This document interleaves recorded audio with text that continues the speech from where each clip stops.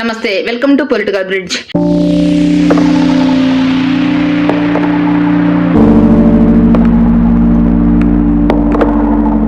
India Today C voter mood of the nation పేరుతో ఒక సర్వేని అయితే రిలీజ్ చేశారు.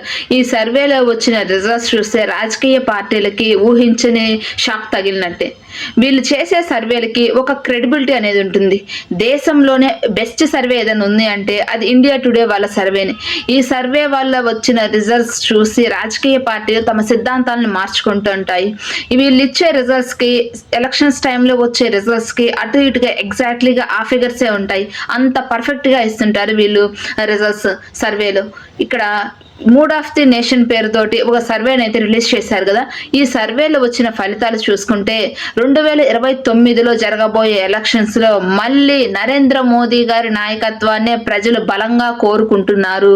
2024తో కంపేర్ చేసుకుంటే 2029లో జరగబోయే ఎలక్షన్స్లో నరేంద్ర మోదీ గారి నాయకత్వముతో పాటు ఓటింగ్ పర్సంటేజ్ కూడా పెరుగుతుంది. దాదాపుగా 370 దాకా సీట్లకు పైగా ఎన్డీఏ కూటమి అధికారాన్ని చేపట్టబోతుంది.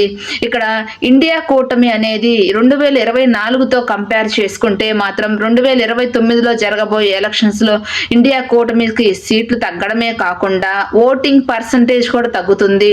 ఇక్కడ నరేంద్ర మోదీ గారికి కలిసి వచ్చిన అంశం ఏంటంటే అపోజిట్ క్యాండిడేట్ స్ట్రాంగ్ గా లేకపోవడం. పిఎం క్యాండిడేట్ లిస్టు చూసుకుంటే నరేంద్ర మోదీ గారికి ధీటైన నాయకుడు ఇండియా కూటమిలో లేకపోవడం అనేది నరేంద్ర మోదీ గారికి బాగా కలిసి వచ్చే అంశం.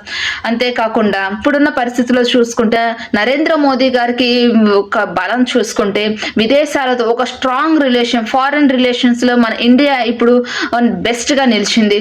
ఇప్పుడు EU దేశాలతో జరిగిన అగ్రిమెంట్స్ కానివ్వండి, మరియు రష్యాతో కొనసాగిస్తున్న బాండింగ్ విషయంలో కానివ్వండి, ఈ విషయాలన్నీ నరేంద్ర మోదీ గారికి బాగా కలిసి వస్తుంటాయి. ఒక పక్క ఇండియా కూటమి తన గ్రాఫ్ పడిపోవడమే కాకుండా అసలు ఇండియా కూటమికి ఉన్న బిగ్గెస్ట్ నెగిటివ్ ఏంటంటే రాహుల్ గాంధీ గారు ప్రధానమంత్రి క్యాండిడేట్ ఉండడం అనేది కూడా ఇండియా కూటమికి అసలు కలిసి వచ్చే అంశమే కాదు. ఇంకా ఆ కూటమిలో ఉన్న పార్టీలు ఎవరి దారి వాళ్ళు చూసుకుంటున్నారు కానీ కలిసి పొత్తులో భాగంగా కలిసి ఉండడం లేదు. అదే ఇండియా కూటమికి బిగ్గెస్ట్ మైనస్ అనేది. ఇట్లా 2029లో జరగబోయే ఎలక్షన్స్ కూడా ఈసారి మళ్ళీ నరేంద్ర మోదీ గారి నాయకత్వాన్ని ప్రజలు కోరుకుంటున్నారు. ఈసారి కూడా నరేంద్ర మోదీ గారి అధికారాన్ని చేపడుతున్నారు. ఇక్కడ మూడ్ ఆఫ్ ది ఏపీ పేరుతో ఒక సర్వేని అయితే రిలీజ్ చేశారు. ఈ సర్వేలో వచ్చిన రిజల్ట్స్ చూసుకుంటే మళ్ళీ ఈసారి కూటమి ప్రభుత్వమే అధికారంలోకి చేపడుతుంది. Telangana mood of the Telangana చూసుకుంటే మళ్ళీ ఈసారి కాంగ్రెస్ పార్టీని అధికారంలోకి చేపడుతుంది. దాదాపుగా ఓటింగ్ పర్సంటేజ్ కూడా 2024తో కంపేర్ చేసుకుంటే పెంచుకుంది. ఇక్కడ బీజేపీ కూడా తన ఓటింగ్ పర్సంటేజ్ ని పెంచుకునే అవకాశం ఉంది. అంతేకాకుండా బీఆర్ఎస్ పార్టీ పరిస్థితి మాత్రం స్టిల్ 2024లో ఎలా ఉందో ఇప్పటికి కూడా ఆ పార్టీ యొక్క పొజిషన్, ఆ పార్టీ యొక్క ఓటింగ్ పర్సంటేజ్, ఆ పార్టీ పట్ల ప్రజల్లో ఉన్న అభిప్రాయం ఏమాత్రం మారలేదు, ఇప్పటికీ అలానే ఉంది అని స్పష్టంగా ఈ ఫలితాల్లో చెప్పింది. మూడ్ ఆఫ్ ది ఏపీ పేరుతో వచ్చిన సర్వేలో వచ్చిన ఫలితాలు చూసుకుంటే ఈసారి 2029లో జరగబోయే ఎలక్షన్స్ లో కూటమి ప్రభుత్వమే అధికారం చేపడుతుంది. దాదాపుగా 22 నుంచి 24 ఎంపీ సీట్లు గెలుచుకునే అవకాశం ఉంది. 55% ఓటింగ్ పర్సంటేజ్ ను కూడా పెంచుకుంది. 2024తో కంపేర్ చేస్తే 2029లో జరగబోయే ఎలక్షన్స్ లో కూటమి ప్రభుత్వం తన ఓటింగ్ పర్సంటేజ్ ని పెంచుకుంది అని స్పష్టంగా ఈ ఫలితాల్లో చెప్పింది.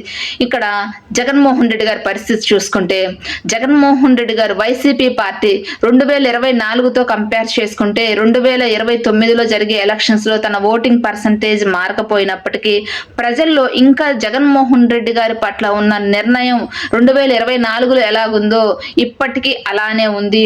1 నుంచి 3 ఎంపీ సీట్లు మాత్రమే గెలుచుకునే అవకాశం ఉంది అని చెప్పేసి ఈ సర్వేలో అయితే చెప్పారు. ఇన్ని రోజులు జగన్మోహన్ రెడ్డి గారు అధికారంలోకి వస్తాము, 2029లో మా పార్టీ అధికారంలోకి వస్తుంది, ప్రజల్లో కూటమి ప్రభుత్వం పట్ల తీవ్ర వ్యతిరేకత ఏర్పడింది అని జగన్మోహన్ రెడ్డి గారు చెప్పే మాటలు అవాస్తవం అని ఇంకోసారి క్లియర్ గా తెలిసింది. ఇక్కడ కూటమి ప్రభుత్వానికి కలిసి వచ్చే అంశాలు ఏంటంటే అలయన్స్, టీడీపీ జనసేన అనేది కూటమి ప్రభుత్వానికి ఒక బిగ్గెస్ట్ అసెట్. ఇంకా రెండోది కూటమి ప్రభుత్వం అమలు చేస్తున్న సంక్షేమ కార్యక్రమాలు. కూటమి ప్రభుత్వం ఇస్తున్న సంక్షేమ కార్యక్రమాల పట్ల ప్రజలు సంతృప్తి వ్యక్తం చేస్తున్నారు.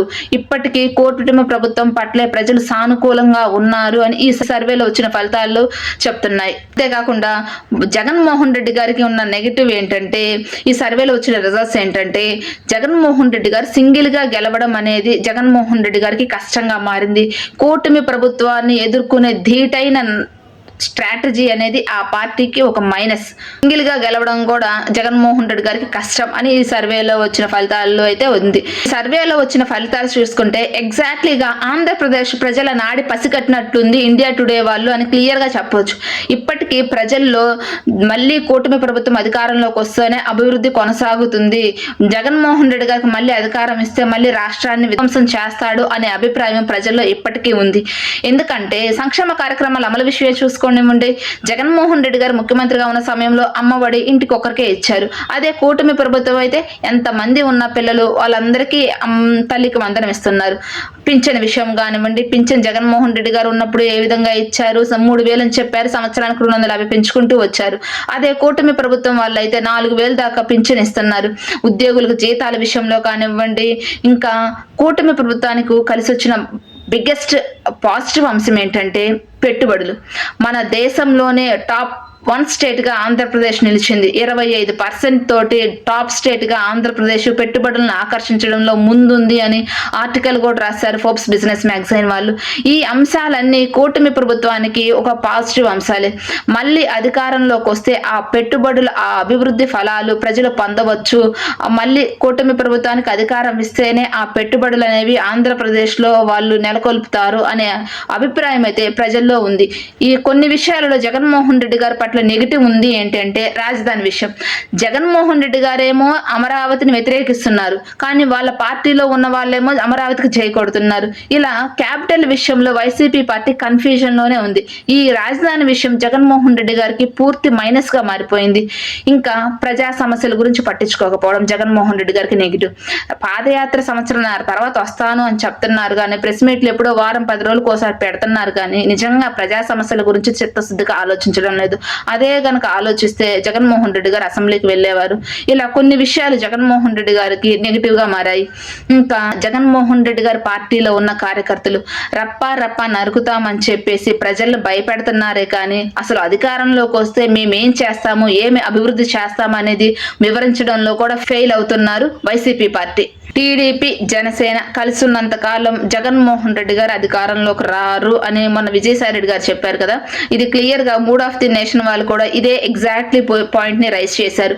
టీడీపీ అలయన్స్ ఉన్నంత కాలము జగన్మోహన్ రెడ్డి గారు అధికారంలోకి రావడం, సింగిల్ గా పోటీ చేస్తే ఆ పార్టీలని ఢీ కొట్టడం చాలా కష్టంగా మారుతుంది అని ఇండియా టుడే సర్వేలో కూడా తేలింది.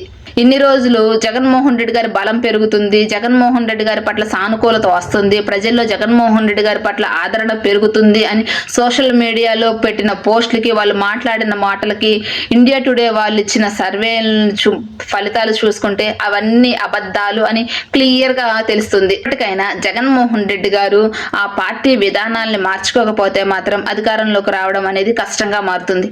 మీరేమంటారు? కామెంట్ చేయండి. వీడియో నచ్చితే లైక్ చేయండి, షేర్ చేయండి, సబ్స్క్రైబ్ చేయండి. Thank you.